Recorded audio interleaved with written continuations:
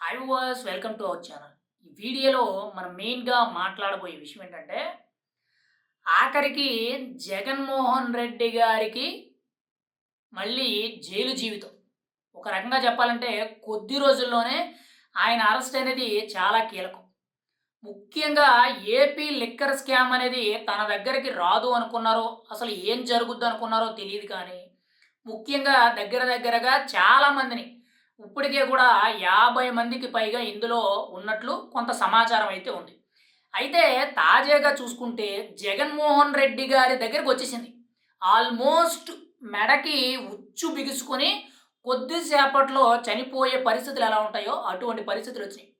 ఎందుకు చెప్తున్నానంటే ఈ విషయం, తాజాగా జగన్మోహన్ రెడ్డి గారి దగ్గర గతంలో పనిచేసిన సీఎంఓ కార్యదర్శిగా ఉన్న ధనుంజయ రెడ్డి గారు ఎవరైతే ఉన్నారో ఆయన్ని, ఓఎస్డీగా ఉన్న కృష్ణమోహన్ రెడ్డి గారిని, వీళ్ళిద్దరిని కూడా ఏపీ లిక్కర్ స్కామ్‌కి సంబంధించి సిట్ అధికారులు అరెస్ట్ చేయడం జరిగింది. జగన్మోహన్ రెడ్డి గారు 5 ఏళ్ళు ముఖ్యమంత్రిగా ఉంటే, రాష్ట్రానికి పెద్దగా ఆయన పైనుంటే, ఆయన తర్వాత సెకండ్ స్టెప్‌లో వీళ్ళున్నారు.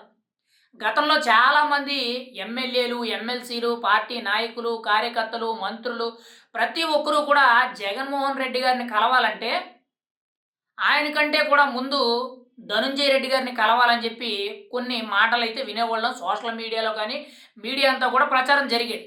అయితే ముఖ్యంగా ప్రభుత్వంలో జరిగే ప్రతి పని కూడా ధనుంజయ రెడ్డి గారు, ఈ పక్క కృష్ణమోహన్ రెడ్డి గారు వీళ్ళిద్దరూ కూడా డీల్ చేయడం అయితే జరిగేది. పార్టీకి సంబంధించిన వ్యవహారాలు, పార్టీ రాజకీయాలు ఇవన్నీ కూడా సజ్జల రామకృష్ణారెడ్డి గారు, వైవి సుబ్బారెడ్డి గారు, విజయసాయి రెడ్డి గారు వీళ్ళు చూసుకునేవాళ్ళు. కానీ వీళ్ళిద్దరికి ఎందుకు ఇచ్చారు? వీళ్ళు ఐఏఎస్ అధికారులు. ధనుంజయ రెడ్డి గారు ఐఏఎస్ అధికారి, కృష్ణమోహన్ రెడ్డి గారు మాజీ ఐఏఎస్ అధికారి. అయితే వీళ్ళిద్దరికీ కూడా ఈ స్కామ్‌లో ఇన్వాల్వ్‌మెంట్ ఉండడంతో ఏపీ లిక్కర్ స్కామ్‌లో చివరి దశకొచ్చిందని మనమైతే చెప్పుకోవచ్చు. మరి వీళ్ళిద్దరిని కూడా అరెస్ట్ చేశారు. వీళ్ళని సిట్ అధికారులు విచారించడం జరుగుతుంది. వీళ్ళు కానీ నోరు ఇప్పారు అనంటే, ముఖ్యంగా వీళ్ళిద్దరూ కానీ నోరు ఇప్పారంటే, మాకేమీ తెలీదు, పలానా వ్యక్తి చేయమన్నారు, ఆయన చెప్తేనే మేము చేసాము, మాకింత వాటా ఇచ్చారు, మిగిలిన డబ్బంతా కూడా ఆయనే తీసుకున్నారని చెప్పారు అనంటే ఖతం. ఇంకా జగన్మోహన్ రెడ్డి గారి జీవితం అనేది జైలు జీవితానికి పరిమితం. గతంలో ఆయన జైలుకి వెళ్లారు. 16 నెలలు ఉన్నారు. బెయిల్ తెచ్చుకున్నారు. తర్వాత బయటకొచ్చారు. కానీ ఈసారి బయటకొచ్చే అవకాశాలు లేవు. ఎందుకనంటే ఇక్కడ ముఖ్యంగా కూటమి ప్రభుత్వం కీలకంగా ఉంది. కేంద్రం కూడా ఏపీ లిక్కర్ స్కామ్ మీద ఫోకస్ పెట్టడం జరిగింది. ఎందుకనంటే రీసెంట్‌గా ఏపీ లిక్కర్ స్కామ్ గురించి ఎన్ఫోర్స్‌మెంటరీ డైరెక్టరీ ఈడీ ఇన్వాల్వ్‌మెంట్ రావడం జరిగింది. ఈ ఇన్వాల్వ్‌మెంట్‌తో కీలకంగా చూసుకుంటే ఏపీ సిట్ అధికారులు ఏదైతే ఏపీ లిక్కర్ స్కామ్ గురించి విచారణ చేస్తున్నారో, ఆ పూర్తి ఆధారాలు అక్కడ దొరికిన ప్రతి ఎవిడెన్స్ కూడా ఈడీ తీసుకోవడం జరిగింది. ఈడీ ఇన్వాల్వ్‌మెంట్ ఉందనంటే బెయిల్ రావడం అనేది చాలా కష్టం. ఆల్రెడీ జగన్మోహన్ రెడ్డి గారు గతంలో జైలు జీవితాన్ని అనుభవించారు కాబట్టి ఆయనకు తెలియనిదేమీ కాదు. ఇక్కడ ధనుంజయ రెడ్డి గారు, కృష్ణమోహన్ రెడ్డి గారు కీలకంగా ఉండి, ఆ మద్యం లిక్కర్ స్కామ్‌లో మెయిన్‌గా రాజ్ రెడ్డి అనే వ్యక్తి ఎవరైతే ఉన్నారో ఆయన రాష్ట్ర వ్యాప్తంగా ఏపీ లిక్కర్ స్కామ్‌లో అంటే డబ్బంతా కూడా ఆయన కూడబెట్టడం, దాన్ని ఎక్కడికి పంపాలి, ఎవరెవరికి ఎంతకు పంపాలి, ఏ విధంగా పంపాలి, ఇలాంటి ప్రభుత్వానికి ఈ స్కామ్‌కి మధ్యలో వారధిలాగా వీళ్ళిద్దరూ పనిచేశారని చెప్పి చాలా ఆరోపణలైతే వస్తున్నాయి. ఇప్పుడు ముఖ్యంగా ధనుంజయ రెడ్డి గారికి, కృష్ణమోహన్ రెడ్డి గారికి కొంత వాటా ఇచ్చారు. అండ్ మెయిన్‌గా రాజకేశ్ రెడ్డి గారికి కొంత వాటా ఇచ్చారు. అంటే 100లో రూ.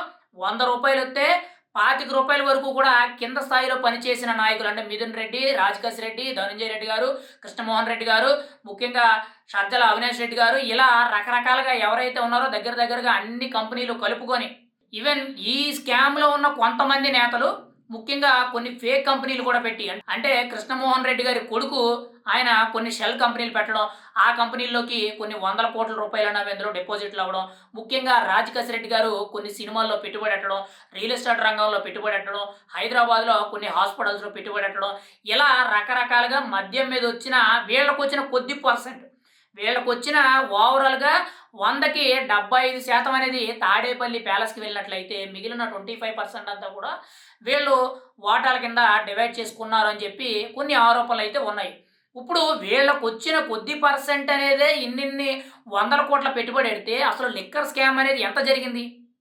ఇప్పటికే కూడా ఏపీ లిక్కర్ స్కామ్ అనేది 3,500 కోట్లకు పైగా జరిగిందని ఆరోపణ. మరి వీళ్ళకొచ్చిందే ఇంతుంటే, ముఖ్యంగా తాడేపల్లి ప్యాలెస్‌కెళ్ళింది ఎంతుంటది? బ్యాక్ డ్రాప్‌లో ఉన్న ముఖ్య నేత అంటే ఇక్కడ జగన్మోహన్ రెడ్డి గారి కంటే కూడా ముఖ్యమనే ఎవరు లేరు. ఆల్రెడీ ఆయన పేరు కూడా బయటెళ్ళిపోయింది. నిన్నటి నుంచి కూడా మీడియా అంతా కూడా ఏపీ లిక్కర్ స్కామ్‌లో ఫైనల్ దశకొచ్చింది. మాజీ ముఖ్యమంత్రి జగన్మోహన్ రెడ్డి గారు కొద్ది రోజుల్లోనే అరెస్ట్ కాబోతున్నారని చెప్పి మీడియా అంతా కూడా గట్టి సంచలనం అవుతుంది. అదే గాని జరిగితే మాత్రం ఖచ్చితంగా జగన్మోహన్ రెడ్డి గారి భవిష్యత్తు అనేది కొలాప్స్. పైగా ఇక్కడ ధనుంజయ రెడ్డి గారు, కృష్ణమోహన్ రెడ్డి గారు ఎవరైతే ఉన్నారో వీళ్ళిద్దరిని విచారిస్తే ఇక్కడ ఇంకొకటేంటంటే లిక్కర్ స్కామే కాదు. ఇంకా శాండ్ స్కామ్‌లని, ఇంకా వేరే వేరే స్కామ్‌లని రాష్ట్ర వ్యాప్తంగా జరిగిన ప్రతి స్కాముల్లో జగన్మోహన్ రెడ్డి గారికి ఇన్వాల్వ్‌మెంట్ ఉన్న ప్రతి స్కామ్‌లో కూడా వీళ్ళకి ఖచ్చితంగా లూప్ హోల్స్ అనేవి తెలుసు. అంటే ఆయన తానా అంటే ఈయన తందానా అనేటట్టు, ఆయన నంది అంటే ఈయన పంది అనేటట్టు ఏదైతే ఒక వరస ఉంటదో, ఆ వరుస ప్రకారంగా ఆయన ఏది చేసినా గాని వీళ్ళందరికీ తెలుసు. మరి ఇక్కడ ఏపీ లిక్కర్ స్కామ్ గురించే వివరాలు బయటపడతాయా? లేదనంటే రాష్ట్ర వ్యాప్తంగా జరిగిన ఇంకొన్ని స్కాముల గురించి బయటపడతాయని చూడాలి. ఎందుకనంటే ఆల్రెడీ ఇప్పటికే కూడా ఏపీ లిక్కర్ స్కామ్ కంటే కూడా చాలా స్కాములు బయటకొచ్చినాయి. అవి జగనన్న ఇళ్ల కాలనీలకు సంబంధించి గానీ, లోన్‌ల విషయంలో కానీ, వాలంటీర్ల విషయంలో కానీ, ఏపీ ఫైబర్ నెట్ గానీ, ఏపీ డిజిటల్ కార్పొరేషనే కానీ, శాండ్ స్కామ్ గానీ, మైనింగ్ స్కామ్ గానీ, కాంట్రాక్ట్‌ల విషయంలో గానీ, ఇలా కొన్ని వందల రకాల స్కాములనేవి జరిగాయి. కొన్ని బయటకొచ్చాయి. మరి ఈ ఏపీ లిక్కర్ స్కామ్ అనేది ఫైనల్ దశకొచ్చింది కాబట్టి ముఖ్యంగా ఇందులో రాజకాష్ రెడ్డి, మిథున్ రెడ్డి, సజ్జల అవినాష్ రెడ్డి, ముఖ్యంగా విజయసాయి రెడ్డి, ఇప్పుడు ధనుంజయ రెడ్డి, కృష్ణమోహన్ రెడ్డి, ఫైనల్‌గా జగన్మోహన్ రెడ్డి గారు. జగన్మోహన్ రెడ్డి గారి దగ్గరికి వచ్చేసింది ఆల్మోస్ట్. చివరి దశలో ఉంది. ఒక రకంగా చెప్పాలంటే 100కి 99% ఈ ఏపీ లిక్కర్ స్కామ్ అనేది పూర్తయింది. 100% అంటే ఆ చివరి మిగిలిన 1% అనేది కేవలం చీకట్లో ఉన్న జగన్మోహన్ రెడ్డి గారని చెప్పి ప్రతి ఒక్కరు ఆరోపిస్తున్నారు. ఖచ్చితంగా వాళ్ళు నోరు విప్పి జగన్మోహన్ రెడ్డి గారి పేరు బయట పెట్టారంటే ఇంక అయిపోయినట్టే. ఇంక అందులో డౌట్ ఏమీ లేదు. ఖచ్చితంగా 100కి 100% జగన్మోహన్ రెడ్డి గారి జీవితం అనేది ఇంక పూర్తిగా కూడా జైలు జీవితానికి పరిమితం. పైగా ఇప్పటికే కూడా జగన్మోహన్ రెడ్డి గారికి 32 ఛార్జ్ షీట్లున్నాయి. కొన్ని వందల కోట్లు స్కాములు చేశారని ఆరోపణలున్నాయి. గతంలో 16 నెలలు జైల్లో ఉన్నారు.